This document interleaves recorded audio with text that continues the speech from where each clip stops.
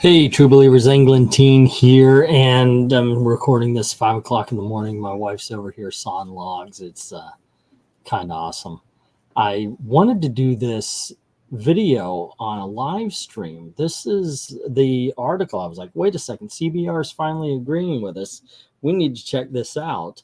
I'm actually seeing the pendulum swing where all the people who would call us racists and phobes, all that kind of stuff, are now starting to realize, and I don't think they're ever going to turn around and go, you know what, guys, you were right. We're sorry for all the name calling. Maybe perhaps we should have actually paid attention to what you were saying instead of just doing the knee jerk, kind of like that Tony Isabella does.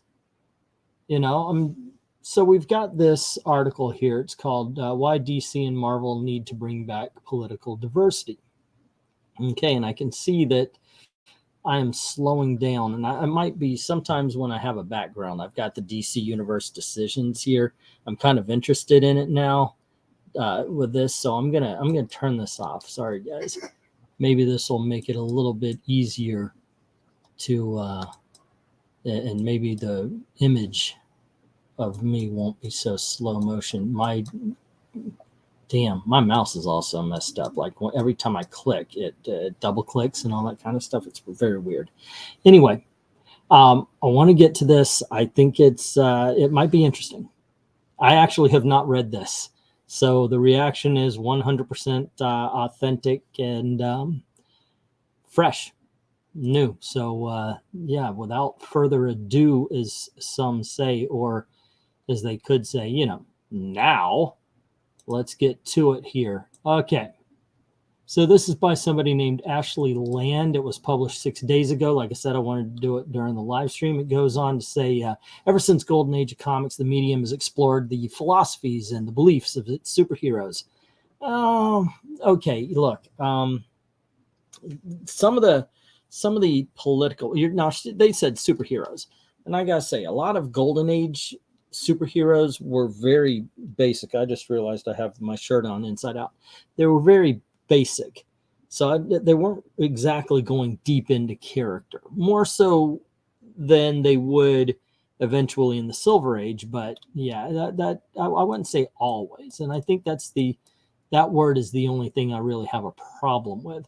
However, as the decades progress, the discussion of their competing beliefs of these heroes have become muted.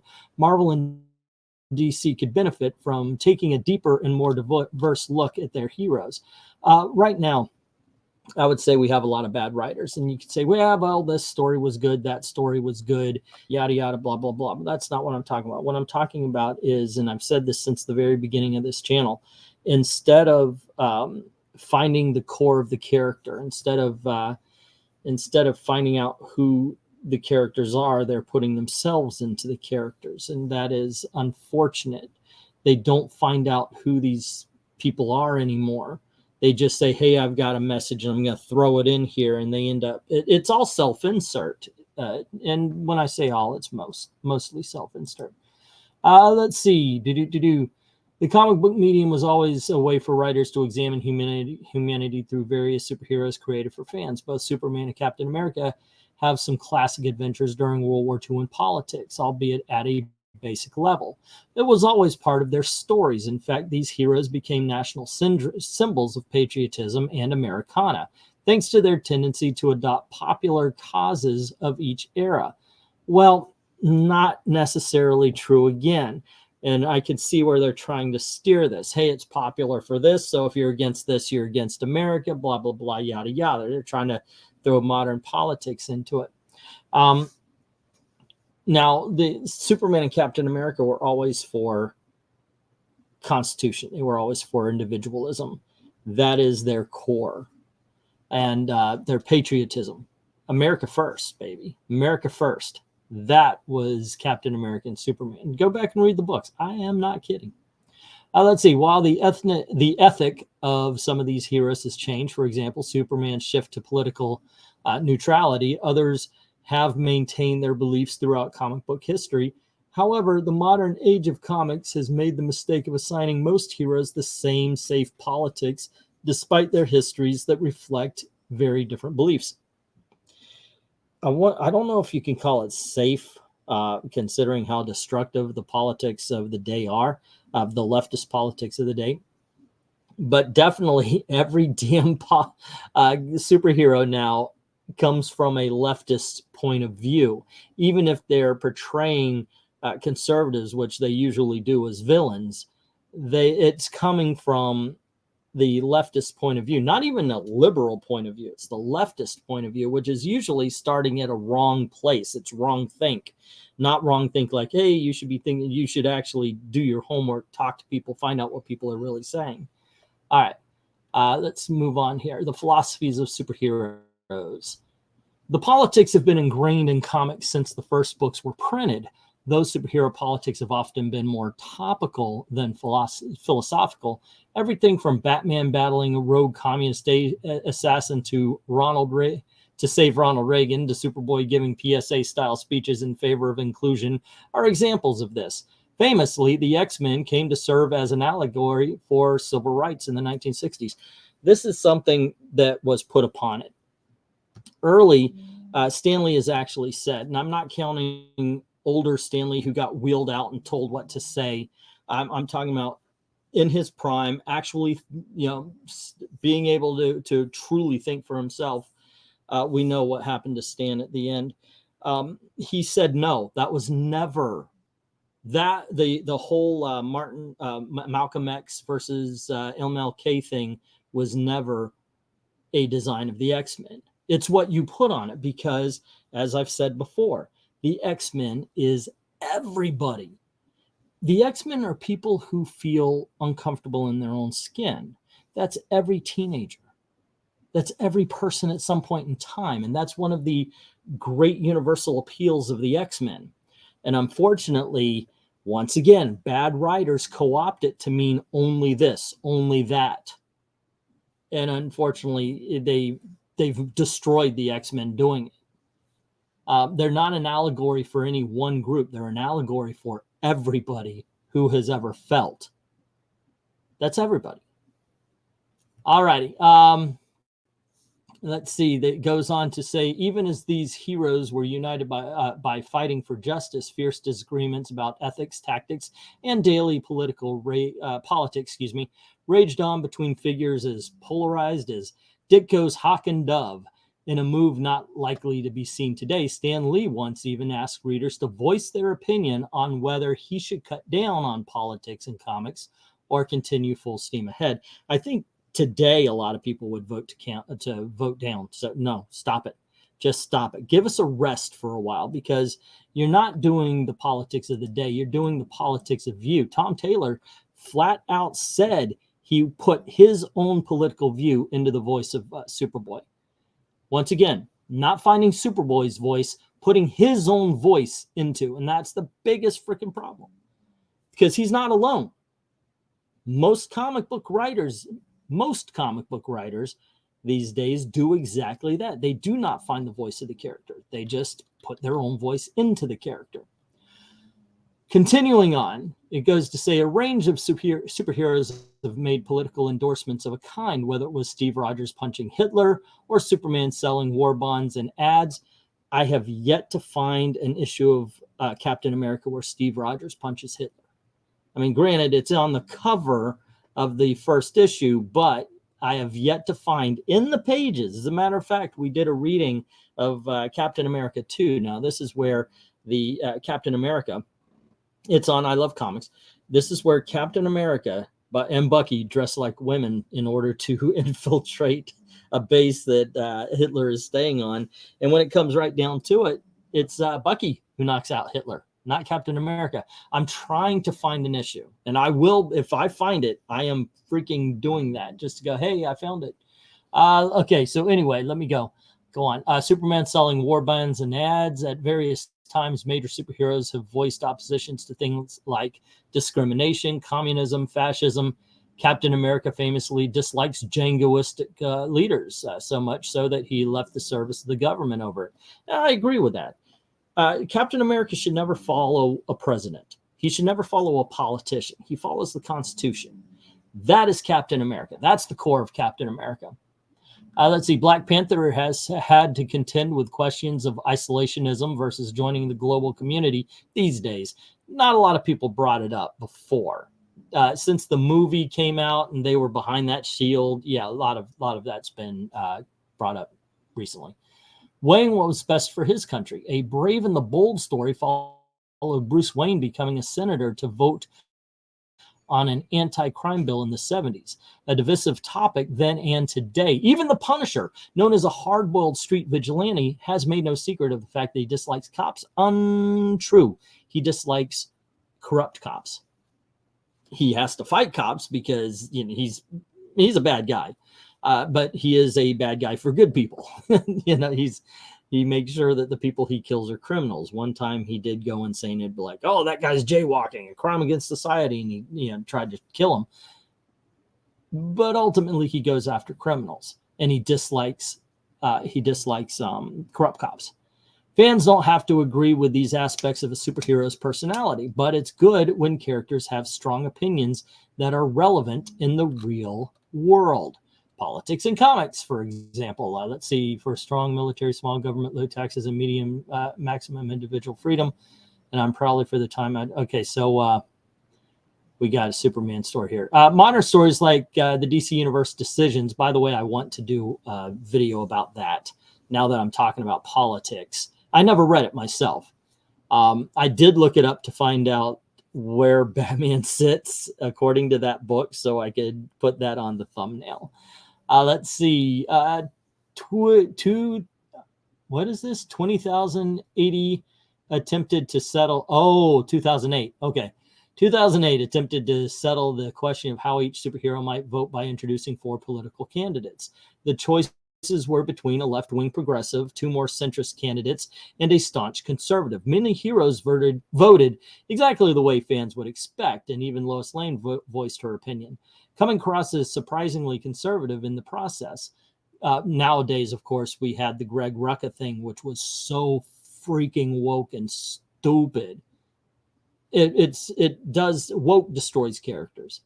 It weakens women. It weakens black people. Woke is not, or weak. It sees them as weak, I should say. And it does weaken the characters, not actual real life people, by the way, is what I'm talking about. Green Lanterns were mostly on the right end of the political spectrum, and the then current crop of younger heroes lean more towards the left. That's not unusual. Despite its potentially tense topic, the series was actually surprisingly amicable and lighthearted, showing that fairly convincing political discussions are possible in superhero comics. Fans even got good old-fashioned Green Arrow, Green Lantern fight. Yeah, they did. That I did see, because I am going to do something about this. And so I broke down the comics into individual pages. Let's see, and reconciliation thrown in for good measure. Interestingly, the series was penned by Bill Willingham, an avowed conservative, and Judd Winnick, a liberal. While the story wasn't a big hit with fans, it was hard for anyone to accuse it of overt political bias. That doesn't happen today. Now, I don't know if the story is true. Ethan Van Sciver famously got booted because of his conservative politics. We're seeing that all over the place, how people have gone to Kickstarter and Indiegogo because of their politics, or in independent comics and such like this. Bill Willingham, easily one of the greatest writers in comic book history, did an independent series. I discovered him in an independent series called Elementals. He famously did Fables, so he's a really good writer. And Judd Winnick also, I don't think I've hated anything from him. Let's see. Okay, I already read this. So let's move on. One of the most interesting political stories in comics actually came with Jon Stewart's introduction. After he joined the Green Lantern Corps, Stewart clashed with a bigoted politician, incurring the ire of Hal Jordan in the process. The story, my wife just let out a big snore. The story managed to balance Stewart's respect for the value of free speech while also humbling Hal Jordan when the politician turned out to be a criminal who was inciting violence. Holy crap, she's going at it. The story, very much a product of its time, may seem outdated, but it reflected very real sentiments from its era. Yeah, it is kind of harsh when you think. Are y'all hearing that? Let me know in the comments below. Also, it is kind of harsh when you think somebody, okay, I think this person's good, and they might even lead the country very well, but they do this or they do that. Ronald Reagan and the Iran-Contras comes to mind. I really appreciated him as president, but, you know, he stumbled. All right, let's see. Politics define, maybe I can read here, personalities. God dang, Gail. Holy Toledo. Superhero comics started feeling more diverse in the Bronze Age. Throughout the 1970s and 80s, heroes like Blade, Storm, Black Lightning, Luke Cage, and John Stewart's Green Lantern were created to better reflect America and the world. I don't know. Can we stop with that? Okay, it can reflect. But why does it better? I mean, I guess maybe they mean more accurately. Maybe I should. I think I'm overreacting here. Let me move on. This era was also notable for including several comics that overtly explored the politics of superheroes. No book did this as memorably as Green Lantern, Green Arrow. You know where they're going to go, and you know my reaction to it. Which touched on topics like drug addiction, bigotry, and social neglect. Here, Green Arrow served as the socially conscious left-wing hero to Green Lantern's more stoic, conservative archetypal space cop. This created an interesting dynamic where Oliver Queen represented the moral conscience of a superhero, while Hal was a more traditional by-the-book superhero. And, you know, I freaking hate that page where the black guy comes up, well, you help the purple people and you help the green people. When are you going to help the black people? The only proper response is, I've been in outer space, you dumbass. You've got Green Arrow, you've got Batman, you've got Superman, you've got Wonder Woman, you've got the entire freaking Justice League, not to mention thousands of other superheroes to protect you on Earth. My job is in space. All right. So give me a freaking break on this. I have not been on Earth as much as any of these. And you come up to me, yell at the ingrained freaking arrogant mother who has put himself on a freaking high horse to lecture me. That's what Green Lantern should have said. Green Arrow's right there. He's been on Earth all this time. And Green Arrow's lecturing Green Lantern? Get the out of here. That was one of the, I know it's classic, but it's one of the worst panels in comic book history. It truly is. Okay, I'm quieting down so she's getting louder. In the modern era, comics still touch on politics, but the topic has become increasingly homogenous to the point where it's a dull and predictable subject. Virtually all heroes, in as much as they voice their beliefs, seem to mostly agree, even where their history should suggest otherwise. Thankfully, most comics don't address real-world hot-button politics much, and focus on stopping villains like Joker and Green Goblin. It's identity politics now. Let's not candy coat this bullshit. However, virtually all major superheroes have become fairly muted and safe. Rather than heroes like Wally West or Green Arrow forcing the Justice League into arguments, it's hard to find vocal, popular characters with consistent philosophies. Of course, this is partially a problem of superhero longevity, since Spider-Man and Batman have spent decades neither aging or evolving, so they rarely get the chance to engage with contemporary politics in meaningful ways. You could do it. You can have a pandemic hit the Marvel Universe, and it talks about the government and Fauci and all that teaming up in order to subvert laws and to oppress people. You could do that kind of thing, and it's just you don't use the names, so you're not stuck in a period of time. All right, so Stan Lee used to describe Marvel Comics as the world outside your window. He wanted his heroes to have relatable, even mundane problems. The fact that the Fantastic Four didn't originally even wear costumes shows how committed Lee was to the idea of everyday American heroes, though the fact that they lived in a high-rise that they owned quickly showed the contradiction of his visions. He also worked alongside conservatives like impassioned objectivists like Steve Ditko, though it's worth mentioning that Ditko had trouble getting along with Lee and most other comic book creators. As recently as Jeff Johns' JSA, there was an earnest attempt to capture the genuine and believable differences between heroes like the staunch feminist Wonder Woman and the society's most abrasive conservative. Actually, Wonder Woman would be conservative. Absolutely. Think about her past. Think about what she does. Think about what she's for. She's a conservative. And this, let's see, Wildcat. It wasn't a perfect conversation, of course, and it's not surprising that neither side came across looking great, and that the less popular Wildcat felt like the philosophical loser here. What really matters, though, is that they had these conversations. Politics help define personalities better than almost any other feature. All righty. So it goes on to say the difference between, this is a long article, the difference between politics and philosophy. All right, so it begins, there's a key difference between a character's political party and their underlying philosophy. Marvel and DC's worlds are entirely distinct from our own, and this makes discussion of real-world politics and their realities far less compelling. Political philosophy, on the other hand, is about defining heroes' core beliefs and motivations in ways that can speak to readers without dividing them. Heroic pairings like Batman and Superman, Iron Man and Captain America, Green Lantern and Green Arrow are also well established as philosophical foils for each other, where one hero typically leans towards the scale of liberty, the other usually favors security. The same is reflected in their temperaments and personalities. This has been showcased in stories like Tower of Babel, Civil War, DC Universe Decisions. And it goes on to say famous arguments in comics like the Avengers butting heads with affirmation action over Sam Wilson, or the numerous arguments between Hal Jordan and Oliver Queen show how comics haven't always succeeded when they've engaged with contemporary politics. And of course, you guys know how I feel about not promoting the Falcon, but instead giving him Captain America's clothes and saying, now you're riding the coattails of your more famous white partner, you 60-year-old character that began as the protector of Harlem. Now you are just a footnote in the history of Captain America instead of being your own guy. Congratulations, that's progress.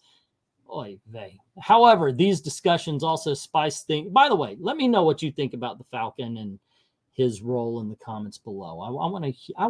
I truly, please, without insult, explain to me why it's a good thing that Sam Wilson gives up his identity to take up Captain America's role. Okay, where are we going? However, these discussions also spice things up by reminding readers that the Avengers and Justice League aren't perfect. They're comprised of unique individuals who contend with relatable problems. Fans could see that most issues weren't so cut and dried that superheroes would never argue about them. Comics aren't a good platform for escalating political arguments or even a particularly good place for promoting any specific political theory, since they can devolve into propaganda, which has happened so many times without warning. There's actually a propaganda comic we did a reading on this channel with the Avengers talking about how everybody needs to get a freaking vaccine shot. However, superheroes are more interesting when they have strong opinions. While heroes like Superman and Spider-Man have mostly become unifying neutral figures, it is also good to know that heroes can have deep personal philosophies. And there you go, gang. And then we got 5 characters who unwittingly became political figureheads. Okay, so there you go. I agree. Let's bring back political diversity. Let's actually show people what these characters are actually all about, where they're different. I think one of the worst things to get rid of ever, by the way, is the who's who in DC Comics, which would tell you all about the characters, or the official handbook to the Marvel Universe, a little bit more famous for the Marvel readers. And the reason being is it defined who the characters were. It defined their power limitations.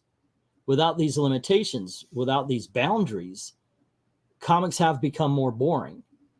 And I think it's very important to bring those back, to bring back the different philosophies, bring back the different politics. And I think it's very important to bring those back. So the writers have to be creative. Okay, you know Spider-Man isn't as strong as the Rhino. How's he going to beat him? You know, okay, you know that Green Arrow and Hawkman aren't on the same page politically. So how are they going to interact? These are things I truly believe have fallen and failed in modern day comics. But that's just my opinion. What is yours? Let me know in the comments below. Also, what do you think about anything here? All the questions I had, all the times I stopped, let me know in the comments below. Don't forget to do the clicking and the liking and all of the shill stuff. You know, those things that are easy for you to do, but really mean a lot to me to get this thing going again. I want to start seeing those numbers go back up. I want to get over 20,000, man. That's my big goal. I got maybe find a prize, something off the wall or something. You get me to 20,000, man. I've never been there. I got hit by the shadow ban, and I just hovered right at 18 until, yeah, whatever. Anyway, if you don't mind helping out the channel in other ways, go on over to Ko-Fi. The link is in the description below. Drop $1 in the till. There's a tip jar, just a buck. Seriously, if a lot of you do that, it really helps. You know what I'm saying? All righty. I'd like to thank everybody who's already done that. To everyone, all of the true believers, thank you very, very much for watching. Have a good day, good night, good morning,